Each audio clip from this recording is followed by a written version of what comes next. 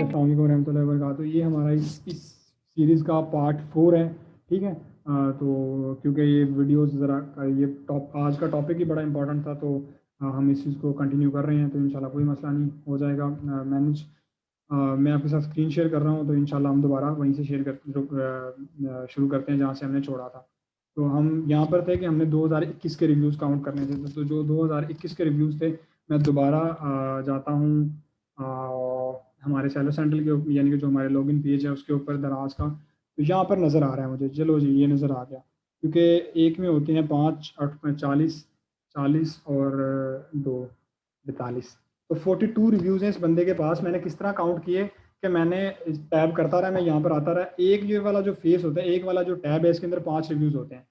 एक पहला रिव्यू 1 है, 2 है, 3 है, 4 है, 5, तो 5 रिव्यूज़ होते हैं। मतलब 8 को हम 5 से मल्टीप्लाई करें तो 40, और पहले 2 रिव्यूज़ जो हैं वो 2021 के हैं, तो वो इसका मतलब 42 रिव्यूज़ जो हैं वो 2021 के इसके बंदे के पास हैं। मतलब इसके पास 2021 के अंदर आके अच्छा काम होगा। लिस्टिंग एज, इस बंदे की लिस्टिंग एज कितनी है? जैसे हमने बताया था कि पहले वाले बंदे की 22 महीने लिस्टिंग एज है, ठीक है। Order per day last week. अच्छा, ऊपर आप फॉर्मूला देख रहे होंगे, ये ऊपर इस कॉलम के अंदर फॉर्मूला भी लिखा हुआ है। आपने ज़रा आंखें खोल के टैब करना है। ये ऊपर वाला फॉर्मूला जो है, लास्ट, एल का मतलब लास्ट, और डब्ल्यू का मतलब वीक, आर का मतलब reviews, multiply bye 3 divided by 7, ठीक है। लास्ट वीक रिव्यूज़ जो है हमारे पास वो हैं 7, तो 7 को अगर हम मल्टीप्लाई बाय करें 3, 21, 21 को हम डिवाइड करें 7 के ऊपर, 7 मल्टीप्लाई बाय 3, 21, 21 डिवाइडेड बाय 7, तो ये हमारे पास 3 ऑर्डर आ रहा है, यानी कि लास्ट पर वीक के हिसाब से हमारे पास 3 ऑर्डर आ रहा है, ठीक है। अच्छा जी, सही है। इसके अलावा यहाँ पर फॉर्मूलाज चेंज होते जा रहे हैं, आप खुद देखते जाएं। दूसरा फॉर्मूला क्या है कि 2 का मतलब second last week reviews multiply by 4। Second last week में हमारे पास 6 रिव्यूज़ थे, 6 मल्टीप्लाई बाय 4 डिवाइडेड बाय 7, तो ये 24 बनता है। एक minute, 6 multiply by 4 divided by 7, तो ये 3.4, यानी कि हमारे पास तकरीबन, हम ऑलमोस्ट इसे 4 काउंट कर लेते हैं कि 4 रिव्यूज़ हैं। आगे फिर थर्ड लास्ट वीक रिव्यूज़, 3 का मतलब third last week reviews. Third last week reviews हमारे पास एक रिव्यू है, एक को मल्टीप्लाई करेंगे 5 से, तो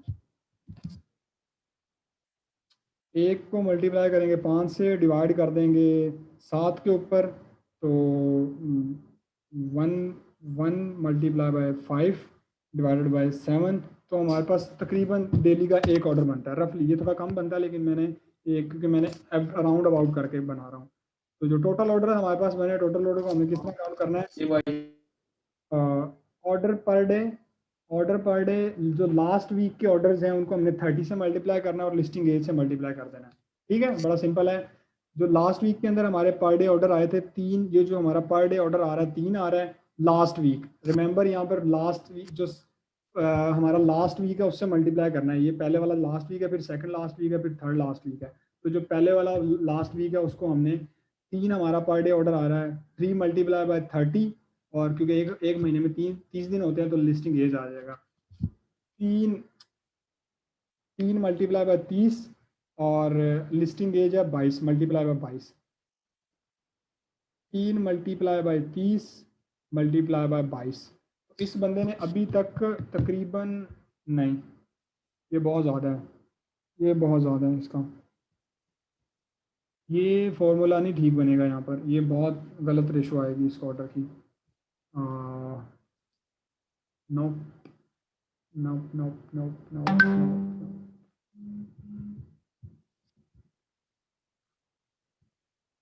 इस वाले फॉर्मूला को हम दोबारा रीचेंज करने लगे हैं। मैं तब भी कह रहा था, अभी कैलकुलेशन की है तो मेरे सामने आया।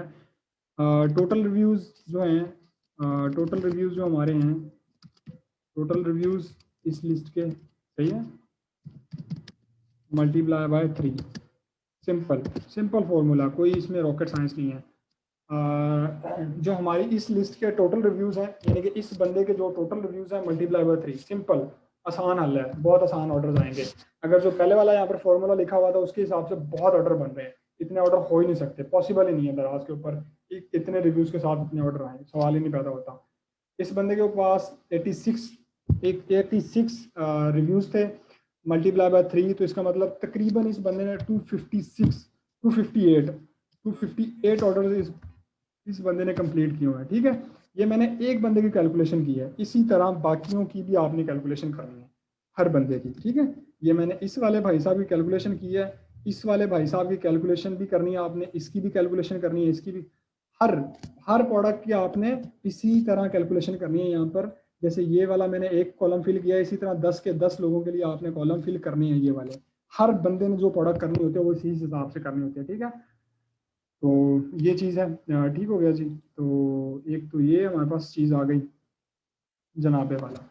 अच्छा जी, ये शीट हमारी मुकम्मल हो गई है, हमने कंप्लीट कर दी है, कंप्लीट फिल कर दी है। इसी तरह आपने ये सारी शीट फिल कर देनी है। ओके जी, वेल डन। अगला जो हमारा लास्ट शीट है वो है इन्वेंट्री ट्रैकिंग।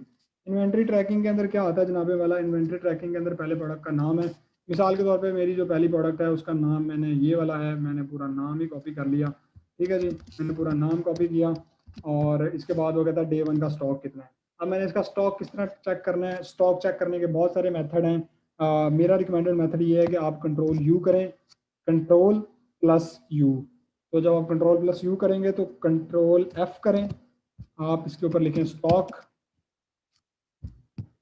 ये थोड़ा टाइम लेगा, हर सिस्टम के ऊपर डिपेंड करता है कितना टाइम लेता है।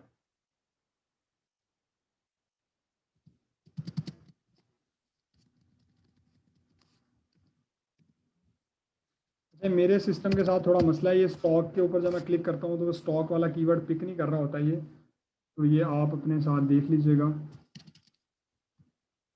वो स्टॉक आ गया था, अभी आया, लेकिन वो मैंने थोड़ा लोड लेता है, लोडिंग में टाइम लेता है, क्योंकि 8000 रिजल्ट हैं टोटल। तो वो 8000 के अंदर इसने जब देखना है तो थोड़ा लोडिंग में यहाँ पर टाइम लेगा, थोड़ा सा बर्दाश्त कर लीजिएगा। ये स्टॉक के जो रिजल्ट आते हैं ये मैक्सिमम कोई 10-15 रिजल्ट आते हैं, आपने देखा 15 रिजल्ट आए हैं। ठीक है, मैंने स्टॉक के ऊपर मैं गया, मैं टैब करता रहूँगा। ये दूसरा स्टॉक है, तीसरा है, चौथा है, पांचवा है, छठा है।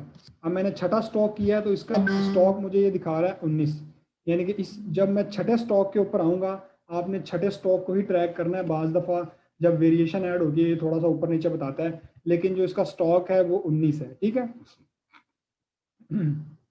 जो इसका स्टॉक है वो 19 है। तो ओके जी, मुझे पता चल गया इसका डे 1 का जो स्टॉक है वो 19 है। इसी तरह मैंने अगले बंदे का भी फाइंड करना है। लेट्स सपोज मैं अगले बंदे का भी फाइंड कर ही लेता हूँ, अभी कोई मसला नहीं है।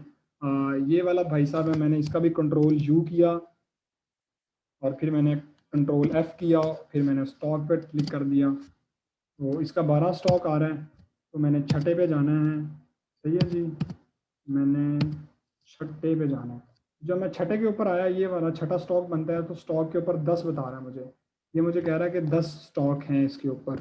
तो मैंने ठीक है, मैंने यहाँ पर 10 स्टॉक लिख दिया। इसी तरह मैं अगले दिन आऊँगा, डे 1 है, अगले दिन आऊँगा मैं इसके ऊपर, अगले दिन मैं आके लिखूँगा कि कितना बनता है। अभी के लिए मैं अज्यूम कर रहा हूँ, मैं अपनी कैलकुलेशन बताता हूँ। ठीक है, मैं अज्यूम मैंने करना है। इस बंदे के पास एवरेज डेली के अज्यूम कर लो 10 ऑर्डर, 7 ऑर्डर आ रहे हैं या 5 ऑर्डर आ रहे हैं, तो इसका स्टॉक अभी 19 है। क्योंकि हमने आगे वाली कैलकुलेशन पूरी करनी है तो इसलिए मैं आपको समझा रहा हूँ। ठीक है, जिस दिन पहले दिन आपने पहले दिन का स्टॉक डालना है उसके साथ ही आपने कुछ चीज़ें डालनी है। रिव्यूज डे 1, तो आज के दिन जब हम इस बंदे को ट्रैक कर रहे हैं, पहले वाले बंदे को, तो इसके पास 86 रिव्यूज लाइव हैं। ये दोबारा मैं यहाँ पर दिखा देता हूँ आपको, 86 रिव्यूज लाइव हैं। ठीक है, तो मैंने यहाँ पर डे 1 के रिव्यूज लिख दिए 86। तो ठीक है, ये मैंने लिख दिया। डे 1 की जो प्राइस है वो, इसकी प्राइस जो है वो 175 है। 175 डे 1 की प्राइस है। ठीक है, नंबर ऑफ क्वेश्चन जो हैं, वो नंबर ऑफ क्वेश्चन कितने हैं इस बंदे के ऊपर? 29 क्वेश्चन है इसके ऊपर। ठीक है, ये नज़र आ रहा है आपको, तो मैंने यहाँ पर लिख दिया है कि इसके पास 29 क्वेश्चन हैं। सेलर टाइप क्या है? अगर ये सेलर FBD होता तो FBD वाले यहाँ पर शो हो जाते हैं अलग से ना, यहाँ पर एक ऑप्शन बना होता है, मैं आपको दिखाता हूँ। मिसाल के तौर पे मैंने FBD पे क्लिक किया, फुलफिल बाय दराज, किधर गया भाई? मैंने फुलफिल बाय दराज क्लिक किया। फुलफिल दराज पे क्लिक करने के बाद मैं इसको ओपन कर लेता हूँ, इस लिस्ट को। जैसे मैंने इस लिस्ट को ओपन किया तो मुझे यहाँ पर एक ऑप्शन नज़र आ रहा होगा, लेफ्ट साइड पे ही नज़र आ रहा है, फुलफिल बाय दराज। यानी कि इसका मतलब ये दराज के वेयर हाउस में ये सामान पड़ा हुआ है, तो इसलिए ऑब्वियसली फॉर श्योर ये FBD है, क्योंकि इसके ऊपर ऑर्डर्स आ रहे हैं। ठीक हो गया जी। तो ये मैंने, ये वाला FBD नहीं है, ये FBM सेलर है। तो मैंने यहाँ पर लिख देना है FBM, फुलफिल बाय मर्चेंट। ठीक हो गया जी। अच्छा, इसी तरह मैंने ये तो मेरा वो काम है जो मैंने डे 1 में करना है। डे 1 में मैंने सबका स्टॉक चेक करना है और डे 1 के रिव्यूज लिखने हैं, डे 1 की प्राइस लिखनी है और नंबर ऑफ क्वेश्चन लिखने हैं, सेलर टाइप लिख देनी है। ये मेरा डे 1 का काम है। ठीक है, इसके अलावा मैंने क्या करना है, इसके अलावा मैंने ये करना है कि अब मिसाल के तौर पे मैंने पूरे 7 दिन की ट्रैकिंग कंप्लीट कर ली है। मैं कहता हूँ अगले दिन इस बंदे ने कुछ स्टॉक ऐड किया था तो यहाँ पर 100 आ गया। 100 के बाद इस बंदे ने 100 के बाद इसके मिसाल के तौर पे इसके 5 यूनिट बिक गया 95।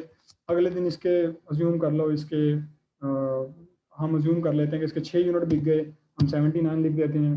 फिर मैं अज्यूम करता हूँ कि इस बंदे के 9 यूनिट बिक गए तो हम 80 लिख देते हैं। फिर मैं कहता हूँ इसके 10 यूनिट बिके हैं तो फिर 70 है। फिर मैं अज्यूम करता हूँ इस बंदे के 5 रिव्यूज ऑर्डर्स बिके हैं तो 65 है। ये मेरे पास एक एवरेज आ गया, यानी कि 7 दिन का मैंने ट्रैक किया इस बंदे को। 7 दिन की ट्रैकिंग के बाद मुझे मेरे पास ये डाटा आता है। ठीक है, आपने ट्रैक करके यहाँ पर डाटा लिख देना है। ठीक है, एक दिन इसका स्टॉक बढ़ा है, बाकी कम ही हुआ है। मैंने क्या करना है, मैंने डे 1 को जिस दिन आपके इन्वेंट्री बढ़ जाए, मिसाल के तौर पे पहले दिन इसका स्टॉक जो था वो 19 था, अगले दिन इसका स्टॉक 100 हो गया, मतलब सेलर ने कुछ स्टॉक ऐड कर दिया है।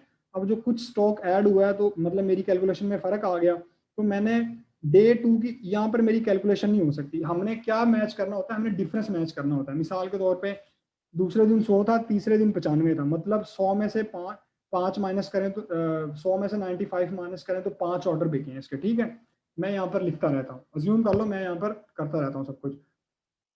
तो मतलब हमने सिर्फ डिफरेंस को काउंट करना होता है कि कितना डिफरेंस आया है। 100 में से 5 बिक गए, फिर इसके 6 यूनिट बिके हैं 89 आ गया, फिर इसके 9 यूनिट बिके हैं तो 80 आ गया, फिर 10 यूनिट बिके हैं, फिर 5 यूनिट बिके हैं, तो ये एक डिफरेंस आ रहा है। ठीक है, मैं हमने डिफरेंस को काउंट करना होता है कि कितना डिफरेंस आ रहा है। पहले दिन से 100 के दरमियान डिफरेंस काफ़ी ज़्यादा है तो हमने वो वाला काउंट नहीं करना, क्योंकि हमें पता नहीं है कि कितने बिके, क्योंकि उस दिन तो इस बंदे का स्टॉक बढ़ा है। जिस दिन कम स्टॉक हो और कुछ ज़्यादा इन्वेंट्री हो, इसका मतलब है स्टॉक बढ़ा दिया, सेलर ने कुछ ऐड कर दिया। उस दिन आप उस दिन की कैलकुलेशन आप यहाँ पर ऐड करके नहीं लिख सकते कि कितना एवरेज स्टॉक आया है। अगले दिन पे आ जाएं, आप पहले दिन को छोड़ दें, अगले दिन पे आए। 100 के बाद डे 1 की कितनी रिव्यूज हैं, मिसाल के तौर पे डे 1 के अंदर 5 ऑर्डर्स आए हैं, अगले दिन डे 4 के बाद 6 ऑर्डर्स आए हैं, फिर उसके बाद 10 ऑर्डर आए हैं, फिर उसके बाद 9 ऑर्डर आए हैं, फिर उसके बाद 10 ऑर्डर आए हैं, फिर उसके बाद 5 ऑर्डर आए हैं। अब मैं एवरेज देखूं, मेरी एवरेज क्या बनती है। 19 में से 19 में से यानी 19 में कुछ ऐड हुआ है तो वो 100 हो गया। अब मैंने, क्योंकि मेरे पास कैलकुलेशन नहीं है कितने ऐड हुए हैं तो मुझे नहीं पता, ये वाला दिन मेरा खाली जाएगा। अब दूसरे दिन मैं देखता हूँ, दूसरे दिन 100 में से 95 गए हैं। ठीक है, ये 100 में से 95 को माइनस कर दें तो 5 यूनिट बिके हैं मेरे इस दिन। अगले दिन मेरे 6 यूनिट बिके हैं। ठीक है, ये आप सिर्फ आपने डिफरेंस काउंट करना है कि 95 में से कितने यूनिट बिके हैं तो ये वाला आया है। मतलब अगर 95 में से 6 यूनिट बिके हैं तो वो 69 बन रहा है। अगले दिन मेरे 6 बने हैं, फिर 89 में से मेरे 80 रह गए तो मेरे 9 यूनिट बिके हैं। फिर अगले दिन मेरे 10 यूनिट बिके हैं, फिर अगले दिन मेरे 5 यूनिट बिके हैं। ठीक है, अब हमारे पास रह गई सिर्फ एक दिन की इन्वेंट्री ट्रैकिंग कि 90 और 95 ये वाला कितने ऑर्डर बचते हैं, क्योंकि अब हमने दोबारा ये कैलकुलेशन करनी है कि हमारा, क्योंकि हम यहाँ पर डे 1 की कैलकुलेशन तो कर ही नहीं पाए थे कि डे 1 की कैलकुलेशन क्या है। डे 1 की कैलकुलेशन क्या बनती है कि 9 में से 9 में से अगर हम यानी कि 19 में से अगर हम 100 को माइनस करें तो वो तो बहुत बड़ा नंबर आता है जो कि माइनस में आएगा। तो हमारी एवरेज बन रही है, अगर मैं सारे ऑर्डर्स को देखूं तो सारे ऑर्डर्स की हमारी एवरेज क्या बनेगी, एवरेज हमारी बनेगी तकरीबन, पहले दिन हमारे 5 यूनिट बिके, अगले दिन हमारे 6 यूनिट बिके, अगले दिन 9 यूनिट बिके, फिर हमारे 10 यूनिट बिके, फिर हमारे 5 यूनिट बिके। तो इन सबको अगर मैं 5 पे ऐड कर दूं, 35 बनता है, और डिवाइड कर दूं 5 पे, सबको ऐड करके 35 डिवाइडेड बाय 5, तो हमारी एवरेज बनती है 7। तो पहले दिन की तो बाकियों की एवरेज मेरे पास निकल आई है, तो इसकी जो एवरेज है वो मेरे पास बनती है 7। तो 35 में अब मैं 7 ऐड करूं, 35 डिवाइडेड एड 7 42। अब 42 को मैंने डिवाइड करना है। अगर आप कैलकुलेशन देखें तो हमारे पास कितने कितने दिनों की ट्रैकिंग आती है। ये डे 7 तो लिखा हुआ है, लेकिन हमारे पास जो ट्रैकिंग आती है वो 6 दिनों की ट्रैकिंग आती है, तो हमने इसे डिवाइड करना होता है 6 के ऊपर। सही है, समझा पा रहा हूँ मैं आपको। हमने इसे डिवाइड करना होता है 6 के ऊपर, क्योंकि अगर आप देखें डे 1 की हमारी इन्वेंट्री बनती है 7, डे 2 की हमारी जो डे 2 की हमारी इन्वेंट्री बनती है यानी कि पहले इन 2 दिनों की इन्वेंट्री हमारे पास जो बनती है वो 7 बनती है। अगले दिन की जो इन्वेंट्री हमारे पास बनती है वो 5 बनती है, फिर 6 बनती है, फिर 9 बनती है, फिर 10 बनती है, फिर 5 बनती है। ठीक है, तो ये हमारे पास 6 दिनों का डाटा आया। तो हम इसे 7 पे डिवाइड नहीं करेंगे, हम इसे डिवाइड करेंगे 6 पे। तो 42 हमारा डिफरेंस बनता है, 42 डिवाइडेड बाय 6। ठीक है, ये हमारा एवरेज आ जाएगा कि कितने ऑर्डर पर डे बिक रहे हैं। 42 डिवाइडेड बाय 6, तो ये हमारा 7 बनता है, यानी कि डेली के इस बंदे के 7 यूनिट बिक रहे हैं। ठीक है, तो ये हमने डिवाइड किया 6 के ऊपर, ना के 7 के ऊपर। एवरेज हमने डिफरेंस काउंट करना है, डिफरेंस काउंट करने के बाद हमने डिवाइड कर देना है 6 के ऊपर। अगर आप एक चीज नोटिस कर रहे हो, जो हमने फार्मूले के जरिए कैलकुलेशन की थी, तो हमारा पर डे जो ऑर्डर रेशो आ रहा था वो यहाँ पर कम आ रहा था, लेकिन जो हमारा इन्वेंट्री के अंदर आ रहा है तो वो ज्यादा आ रहा है। उसकी वजह क्या है कि जो हमने ये वाली कैलकुलेशन की है ये बहुत रियलिस्टिक है, बहुत ज्यादा रियलिस्टिक है। ये हमने कोई चीज छोड़ी ही नहीं है कि हमने इतना कंक्रीट करके उसे निकाला है कि हमारे पास सिर्फ जेन्युइन ऑर्डर ही आ रहे हैं। ये तो खैर हमने एक एवरेज नंबर लिया है, ये कोई फिक्स नहीं है, लेकिन ये हमारे पास एक एवरेज नंबर आ गया।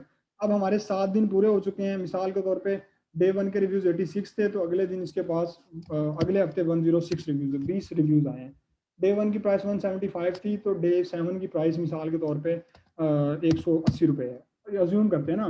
तो ये वाला कुछ डाटा आपने, जैसे डे 7 का रिव्यू, डे 7 की प्राइस और एवरेज स्टॉक जो है, ये आपने काउंट करना होता है 7 दिनों के बाद। 7 दिन आपने इस प्रोडक्ट को डेली ट्रैक भी करना है। आपने हंट तो कर लिया, लेकिन इसे डेली ट्रैक भी करना है। तो इसी तरह आपने बाकी लोगों का भी, जो बाकी लोग हैं उनका भी डाटा फिल करना है। टाइम टेकिंग चीज़ है, लेकिन मज़ेदार चीज़ है। आप करेंगे आपको मज़ा आएगा। जिस बंदे को मज़ा आता है इंशाल्लाह उसको इस काम में वो समझ ले कि उसका फ्यूचर अच्छा है। जिस बंदे को मज़ा नहीं ना आता, जो जो समझता है कि बहुत टाइम टेकिंग चीज़ है, बहुत बोरिंग चीज़ है, बहुत टाइम लग जाता है, मेरा सारा दिन गुजर जाता है, जो बंदा ड्रामेबाजियां कर रहा होता है, तो उसके लिए फिर ये काम नहीं है। ये उस बंदे के लिए काम है जिसे मजा आता है ये करने में। ठीक है, यहाँ तक हमारी शीट कंप्लीट हो गई। अब कुछ आप लोगों के लिए बोनस शीटें हमने ऐड की हैं आगे। बोनस शीटें बड़ी काम की हैं। पहली ये है कि रिस्ट्रिक्टेड ब्रांड्स, ये वो वाले ब्रांड हैं जो कि रिस्ट्रिक्ट हैं, यानी कि दराज के ऊपर आप ये वाले ब्रांड नहीं बेच सकते। ठीक है, अगर किसी बंदे का ये वो है, ये जो लिस्ट है, ये अपडेट जो आई थी ये 10 अगस्त की लिस्ट है, यानी कि 2020 की है। ये ऑलमोस्ट 1 साल पुरानी लिस्ट है। अभी कुछ और ब्रांड भी इसके अंदर ऐड हुए हैं, तो वो आप देख लीजिएगा। वो दराज यूनिवर्सिटी से मिल सकते हैं, या फिर आप सेलर चैट के ऊपर जाएं, कस्टमर सपोर्ट के ऊपर, जो सेलर सपोर्ट है उसके ऊपर जाएं, उन्हें कह दें कि हमें वो ब्रांड की लिस्ट दे दें जो रिस्ट्रिक्टेड ब्रांड है, तो ये आपको पता चल जाएगा। ठीक है, तो ये वो ब्रांड्स हैं जो कि रिस्ट्रिक्टेड हैं। आगे वाला जो है शिपिंग चार्जेस हैं, कि आपने अपनी प्रोडक्ट के शिपिंग चार्जेस किस तरह कैलकुलेट करने हैं। अगर आपने देखा हो तो यहाँ पर जर्नल इंफॉर्मेशन के अंदर मैंने एक यहाँ पर चीज़ ऐड की थी जो थी शिपिंग चार्जेस। ये शिपिंग फ़ी नज़र आ रहा है आपको? शिपिंग फ़ी किस तरह कैलकुलेट करनी है? शिपिंग फ़ी आपने कैलकुलेट करनी है, जब आप शिपिंग चार्जेस के ऊपर आएंगे तो ये देखें, डेस्टिनेशन जो आपकी है वो इस्लामाबाद रावलपिंडी है, और जो आपका ओरिजिन है वो कराची लाहौर इस्लामाबाद है। ठीक है, यानी कि अगर आप अपना सामान जो है वो आपका जो सामान है, अगर आप कराची लाहौर और इस्लामाबाद से भेजेंगे, यानी कि कराची से अगर आप इस्लामाबाद भेजेंगे या कराची से कराची भेजेंगे, तो आपको 49 रुपीज़ पड़ेगी, अगर आपका वेट जो है वो 0.5 ग्राम से कम है। ठीक है, और अगर आप लाहौर से लाहौर भेजेंगे तो 7 यानी कि अगर आप इस्लामाबाद से लाहौर से इस्लामाबाद भेजेंगे तो वो तकरीबन 75 रुपीज़ पड़ेगा। इस्लामाबाद से इस्लामाबाद भेजेंगे तो वो तकरीबन 45 रुपीज़ पड़ेगा। इसी तरह वेट अगर आपका आधा किलो से लेकर 2 किलो के दरमियान में है तो ये वेट पड़ेगा। अगर आपका वेट जो है वो 2 किलो से लेकर 4 किलो तक है तो वो ये वेट पड़ेगा। ये सारे आपने पढ़ लेने हैं, ये बड़े आसान है समझने में, कोई मुश्किल नहीं है। अगर कोई चीज़ समझ नहीं आती तो मेरे से क्वेश्चन पूछ लीजिएगा, इंशाल्लाह मैं बता दूंगा। ये बेसिकली एक ना एवरेज होता है हम हमारी, क्योंकि हमने लो हमेशा स्मॉल स्केल की प्रोडक्ट्स ही बेचनी होती है, तो आप एवरेज इसे 49 या 69 काउंट कर लिया करें, क्योंकि हमने एवरेज, अब देखें ना, मैंने आपके सामने जो एवरेज काउंट की थी मैंने 49 काउंट की थी, क्योंकि हमारा जो मोस्टली सामान होता है वो कराची लाहौर इस्लामाबाद बड़े बड़े शहरों से ही जा रहा होता है, तो हम लोग एवरेज 49 या 69 रुपीज़ काउंट कर लेते हैं, डिपेंडिंग ऑन के प्रोडक्ट कितनी बड़ी है। ये डिपेंड करता है कि प्रोडक्ट का साइज़ कितना बड़ा है, प्रोडक्ट इटसेल्फ कितनी बड़ी है, तो ये आप उस हिसाब से काउंट कर सकते हैं। जो आगे वाली हमारी शीट है उसके अंदर है दराज का कमीशन। ये मैंने आपको पहले भी बताया है कि आपके सामने अब हम इस शीट के अंदर हमने बहुत ज़्यादा आपके लिए हेल्प आउट कर दिया है, सब कुछ आपको इस शीट के अंदर ही मिल जाता है। तो ये आप देख लें, यानी कि इसके अंदर ये कमीशन है दराज का, दराज की किस कैटेगरी के ऊपर कितना कमीशन है, सब कुछ आप देख सकते हैं। आगे वाली जो यानी कि शीट है उसके अंदर ये वो प्रोडक्ट्स हैं जो दराज के ऊपर आप नहीं बेच सकते। ये हैं यानी कि कुछ इसमें बहुत सारी प्रोडक्ट्स हैं, आप देख लीजिएगा कौन कौन सी प्रोडक्ट्स हैं। यानी कि फ्रेश फूड के अंदर आता है, ईटेबल और ड्रिंक्स हैं, रिलीजियल जो बुक्स हैं वो बेच नहीं सकते, इलेक्ट्रॉनिक्स के अंदर बहुत सारी चीज़ें वो नहीं बेच सकते, फर्नीचर नहीं बेच सकते आप, बहुत सारी चीज़ें हैं यानी कि जो वेपन्स हैं वो नहीं बेच सकते, मिशीशियस जो हैं मलिशियस वो नहीं बेच सकते, एसेसरीज़ को बहुत किस्म की हैं वो नहीं बेच सकते, स्मोकिंग है, बहुत सारी चीज़ें जो आप नहीं बेच सकते। तो ये आप पढ़ लीजिएगा, ये अपडेटेड शीट है, ठीक है? तो इसको आप ज़रा देख लीजिएगा, इसके अंदर भी बहुत सारी चीज़ें हैं जो आपको मिल जाएँगी। तो जी दैट्स इट, ये थी आज की हमारी प्रोडक्ट हंटिंग की वीडियो। आई होप आपने बहुत कुछ सीखा होगा। मैंने तो बहुत सीखा है भाई, मैंने खुद बड़ा सीखा है, हालाँकि मैंने ही आपको लेक्चर दिया है, लेकिन ये है कि लेक्चर देने वाला कभी प्रो नहीं हो सकता। मैं तो खुद भाई निकम्मा बन रहा हूँ, तो मैं इसलिए मतलब मैं कर रहा हूँ। मतलब मैंने खुद बहुत सीखा है, बिलीव मी मैंने बहुत सीखा है इस लेक्चर के दौरान ही, बहुत सारी चीज़ें मैंने कैलकुलेट की हैं, तो वो की हैं। ये आई रिपीट, मैं दोबारा रिपीट कर रहा हूँ कि ये जो डाटा है ये आपने हर बंदे ने 10-10 का ही फिल करना है। ये मैंने सिर्फ समझाने के लिए एक-एक का फिल किया था, तो आपने हर बंदे ने कर देना है।